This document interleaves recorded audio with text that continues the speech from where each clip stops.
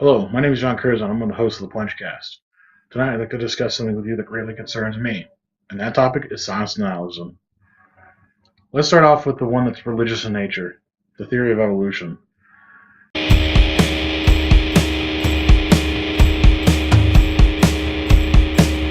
I say religious in nature because most objections to the theory of evolution are religious in nature.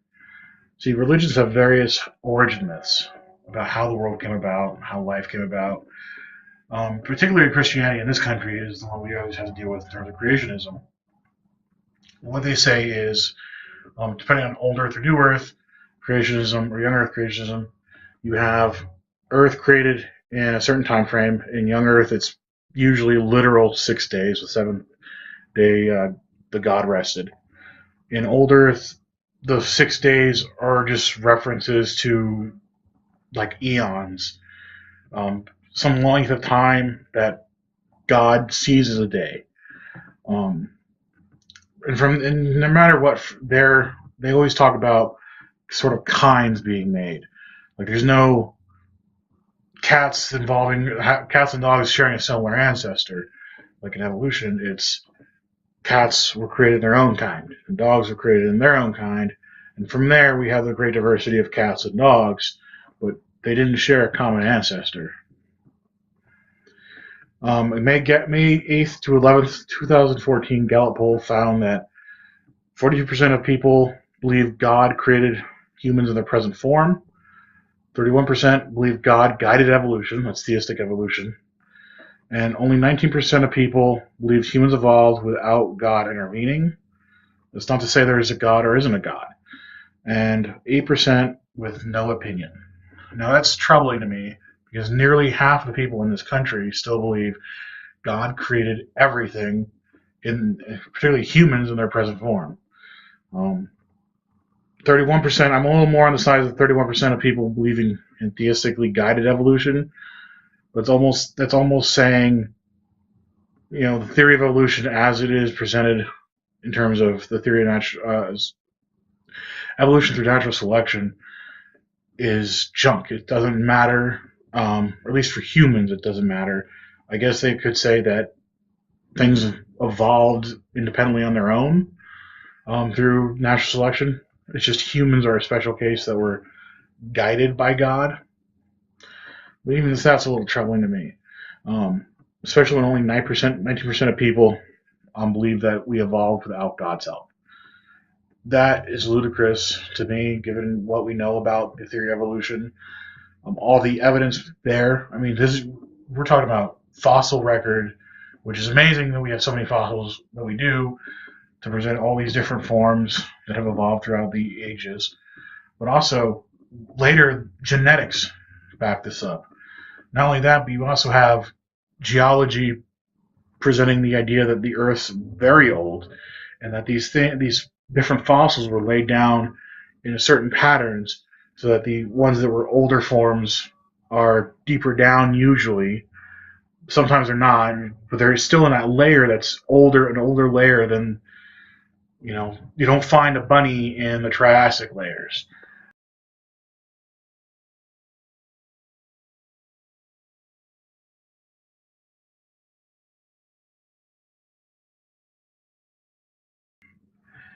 But still, the scientific consensus is evolution is true.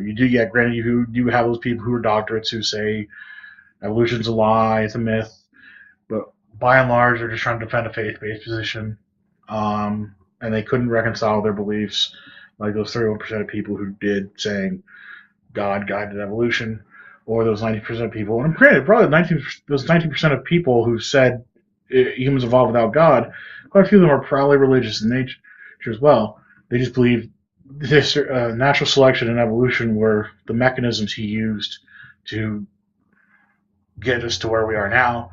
He just sort of let the whole thing run on its own. Some of the rest of the Gallup data asked, how familiar are you with each of the following explanations about the origin and development of life on Earth? They listed evolution. Evolution does not talk about the origin of life. It talks about the diversity of life and how everything sort of got into its present form now, how things evolve, why things evolve. not how it all started. That's abiogenesis, and I know very little about that. But anyway, the other one's creationism. So in terms of evolution, 42% of people said they're very familiar. Well, that's pretty remarkable considering 40%, 2% of people believe humans were created in their present form. I wouldn't be surprised if a lot of people claim to know a lot about it, even if they didn't. I wouldn't claim to know a lot about evolution, but a lot of people probably do, just to say I know a lot about it, therefore I know it's bunk. It's that kind of mentality people have. They take a position, they claim they know a lot about this side of the opposition, even though they really don't. 37% of people said somewhat know a little bit, somewhat know about evolution. 30% said none at all, or not too much. 6% said not at all, and 1% had no opinion. In terms of creationism, 38% of people said they were very familiar. 38% of people also said somewhat familiar. 13% of people said not too much, and 7% said not at all, with 4% having no opinion. Last question: do you think the theory of evolution is consistent or inconsistent with your religious beliefs? 46% of people said they're consistent with their beliefs. 46% said they're inconsistent with their beliefs, and 7% had no opinion. I'm guessing this poll's missing someone, because 46 times 2 is 92. 7 add 7, it's 99. There's 1% that's not there. Maybe it was 8% had no opinion. Maybe it was a decimal, so they just rounded it off. Anyway, and that's a big problem in this country. Is you have almost half of the people claiming they know a lot about evolution, and over half claiming they know somewhat about it and very much about it. But yet you have almost half claiming it's not. Evolution isn't real. It's a fairy tale. It's a conspiracy made by a bunch of scientists the last 150 years, people who defended it as their religion. It's not the case. It's a science-based, belief system. It's science. What we have here is a bunch of scientific evidence to support this theory, and that's why it's a theory, because there's so much evidence and it makes testable predictions that have been verified repeatedly over and over again, never proven, demonstrated to be false. So it's not necessarily, evolution we've observed is fact, it's true, but the theory of evolution is something different. It's how evolution sort of works. And yet we have all this evidence to support it, but there's so many people out there who deny it. It's ludicrous to me. Anyway, let's go to the next one.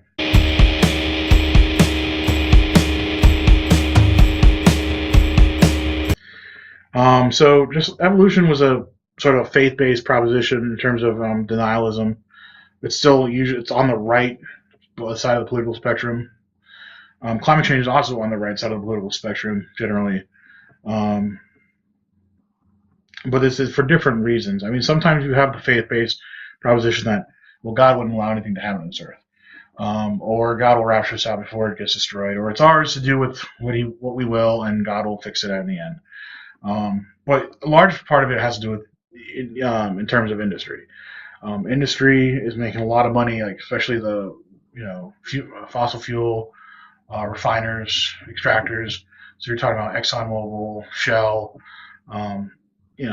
All these different countries have invested interest in oil. All these countries who are industrialized, all of which still use massive amounts of fossil fuels, whether it's coal-fired power plants for electrical power, gasoline and oil to run and lubricate their automobiles. Natural gas is becoming a big one, bigger rather. So you have all these vested interests in fossil fuels, but unfortunately, fossil fuels it's all this carbon that's been locked away for millions of years. And if you go back to that time, like the dinosaurs, and before then, I mean, we had warm and cool periods throughout the ages. Problem is, during some of the warmest times in Earth's history, we've had very little carbon locked away. A lot of it was in the atmosphere, providing a sort of a greenhouse effect. Now we're doing that to ourselves again by burning basically dead plants. Maybe dead animals, dead plants, as and that's carbon-based life forms. They're putting them back in the atmosphere. So anyway, um, Gallup poll again. 39% of people believe global warming is real. 36% said they have mixed feelings about it, and 25% are skeptical. Now, I hesitate to call them skeptics at this point. I think they're just denialists. But if they want to call themselves skeptics, that's fine. Meanwhile, 97% of climate science papers agree climate change is real, or at least have evidence supporting the climate change is real. It's most likely man-made, and the consequences to our way of life is real. And when I say consequences, sometimes people say that all the scientists are just exaggerating. Well, no, they're not. I mean, what's happening is the polar ice caps are melting. That's a lot of water that's locked away there, and a lot of civilization is near or in or near on the coast of island nations for one, peninsulas, the coastlines of large land masses. I mean, just look at some of the biggest cities in the world. We're looking at New York, in New York State. So New York City, you have Los Angeles in California. If you want to throw San Diego and San Francisco in there.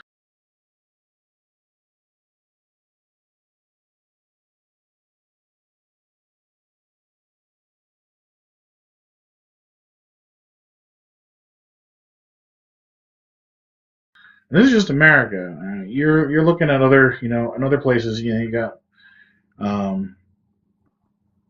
with like Singapore, Hong Kong. Um, you know, I almost want to say Rio de Janeiro probably is right there on the coast. Just a lot of cities, large cities, a lot of metropolitan areas on the coast. And even in a part of the world where they don't have a lot of metropolitan areas, if you look at the Indian tsunami a number of years back, it took like 100,000 lives, and that was just a tsunami. It wasn't like a permanent like displacement of people. We're going to be looking at that in the future, a permanent displacement of people. I mean, some of these cities like New Orleans during Katrina back in '05, it's already underwater. It's already under sea level. All it takes is just the levees to break. And if we have rising sea waters, this is what's going to happen in some of the cities. They're going to be under sea level if we, don't move people out of there. And if we leave them there, we're going to have to like sandbag, barricade, have levees, and then all it takes is one storm to put it underwater. And people say, so the deniers, the science deniers in this case, say it's a conspiracy, that scientists are out to get grant money for this, and it's a giant cabal of scientists who are perpetuating this myth of global warming and climate change, and it's man-made. Anything we do to try to fix it's gonna hurt business and job growth and the economy, and it doesn't matter if it hurts job growth, if it hurts the economy. What's going to hurt the economy and job growth is displacement of cities. And at this point, we've already reached 400 parts per million or something like that of particles in the atmosphere that we haven't had in the last several million years. And so a lot of scientists say it's already too late. And again, the scientific consensus is climate change is real and it's most likely man-made. And yet we have people, first off, rejecting the experts. But then also, the evidence is there to look at, and then no one wants to look at it, or they look at it and they purposely try to spin it so that it doesn't make any sense, and then they just dismiss it. Anyway, now that I've bashed on the right a little bit, let's go to the left, or at least the independents and left.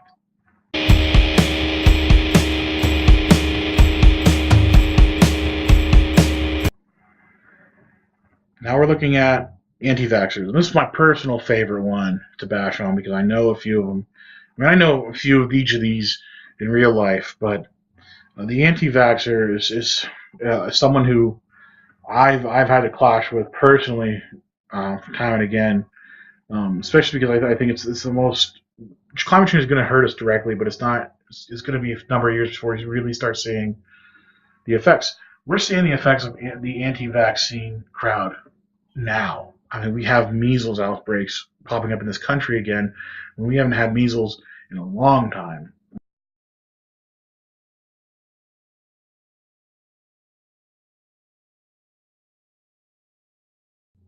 But anyway, just some little history on this one, because this is an easy history. It's just fairly recent. Um, Dr. Andrew Wakefield published a study in 1998 where he made a link between autism and vaccines. It wasn't even a study. It was more, I'd almost say it was just like a questionnaire. He talked to some people, some parents, um, several of them whose children had autism. And well, anyway, so he came out with a study in 1998. His letter discredited. An investigation by the British medical journal BMJ included he misrepresented or altered medical histories of all 12 of the patients he had talked to. He has since been stripped of his medical license. Unfortunately, the damage is already done. You have people such as Jenny McCarthy, so she's a celebrity, and you have other non-experts. You have like Bill Maher, I think, is one of those people. So again, a celebrity claims there's a link between autism and I think, truth be told, we don't know what causes autism. Where there's a lot of research going into it, it does seem to be a big problem. Some people say it's on the rise. I don't know for sure. I wouldn't be surprised if it's not that it's on the rise, but it's the diagnosing of it has been getting more. We've been diagnosing it more and more because we're recognizing it more readily. Because in the past, it might have just been like, oh, some of these things were diagnosed as other disorders, like social anxiety and all that. Now they're grouping them all under the term like autism, but then they have their own like Asperger's or whatever. So anyway, no study since has found a link between autism and vaccines. Never speak for themselves.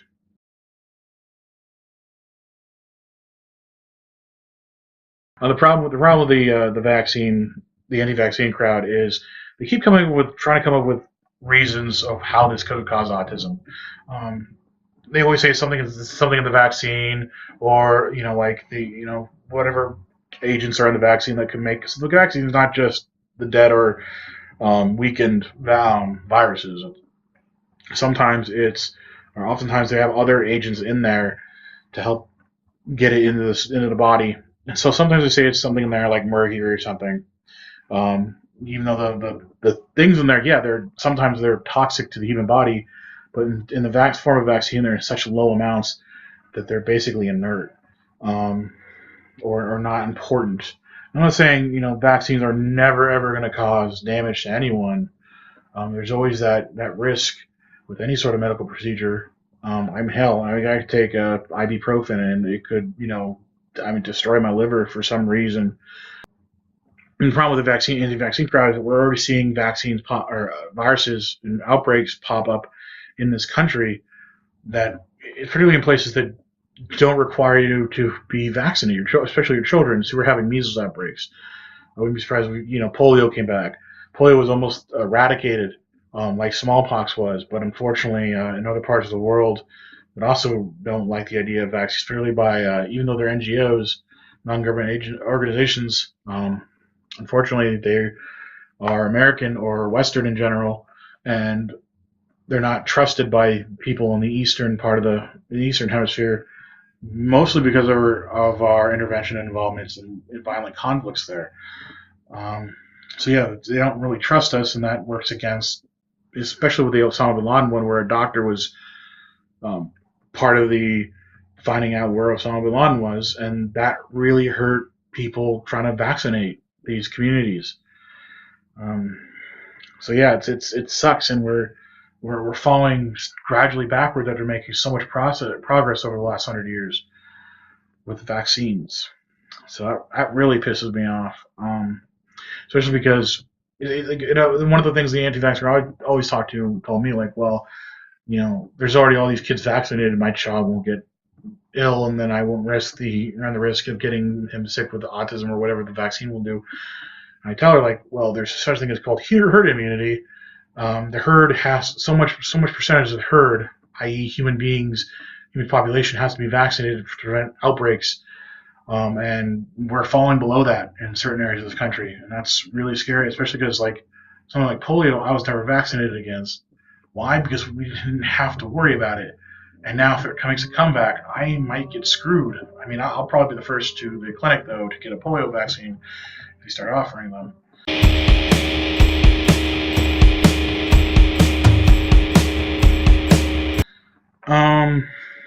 And last but not least, and this is another favorite of mine because this is generally from the people on the left, and I consider myself liberal.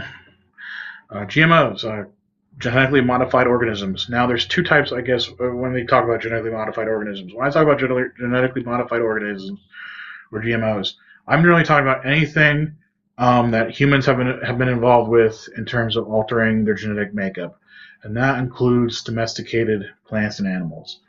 We've selectively bred these things inadvertently and intentionally and we've made them better, or at least more palatable to humans. So we have the wolf, probably inadvertently bred them at first, but later specifically bred them for certain things. We have various species of dog or variations of breeds of dogs. We get little, chihuahuas, little dogs that have no function whatsoever going, and then you get bigger dogs that actually have purpose. You have herding dogs, hunting dogs, guard dogs. You have dogs that can fight. That's, I don't like that.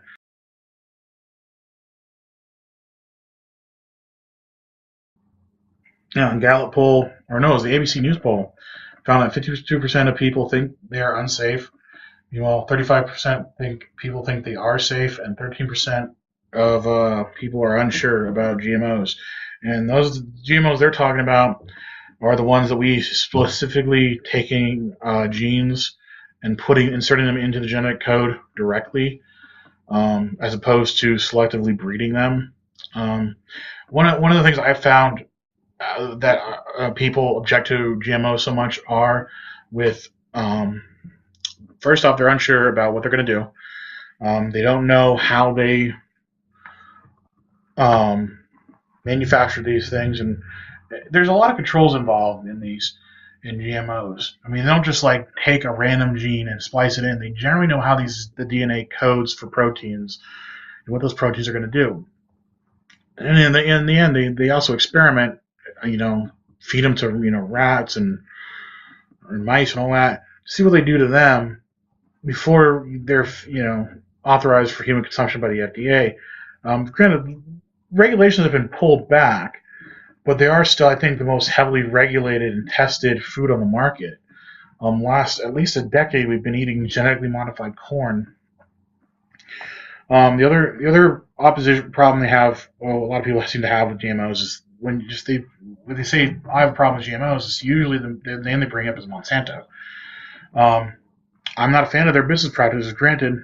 And what they do is they've genetically engineered Roundup resistant crops, so that you can use Roundup without killing the crops, but getting rid of the weeds. And one of the things people always accuse them of is, well, they're using more Roundup.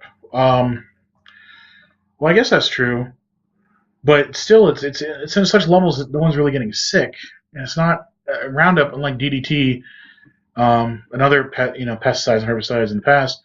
They don't last that long in the environment. We're not finding them damaging the ecosystem, as far as we know. It could turn out that's the case, but so far there's no evidence for that. In terms of the Roundup, the other thing is they say is we're getting Roundup resistant weeds. Well, yeah, that's going to happen.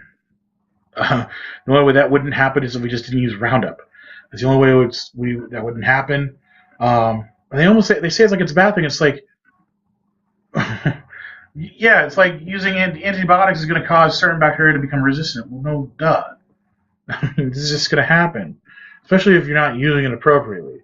So it's not a measure of like the genetically modified crops are bad. It's that people are inappropriately using and applying herbicides and then pesticides in some of these cases. And that's why we're getting resistant species, because we're inadvertently selecting for the ones that are resistant and survive the application of these poisons, essentially. So yeah, that's not that's not the fault of the GMOs. It's the fault of the company and the farmers using these products. So I don't understand the anti-GMO crowd either. Once again, a lot of scientists and health experts say GMOs are fine. One big thing is like a lot of people, I think something like the great majority of people want food to be labeled GMO or non-GMO. I'm actually against that because I think it creates an unfair advantage in the marketplace, given a negative public perception of genetically modified organisms already out there. We start labeling it, it's going to encourage people not to buy them, and then we won't ever see, people eating them, and therefore no one, will know that genetically modified organisms are safe for consumption. Right now, I mean, people are eating them and not realizing it. So anyway, those are 4 things in science and denialism that really bother me. I want to know what you think. Anything in terms of science and denialism, I'll just list it in the comments and I will address it in the next episode. Thank you very much. Have a good night.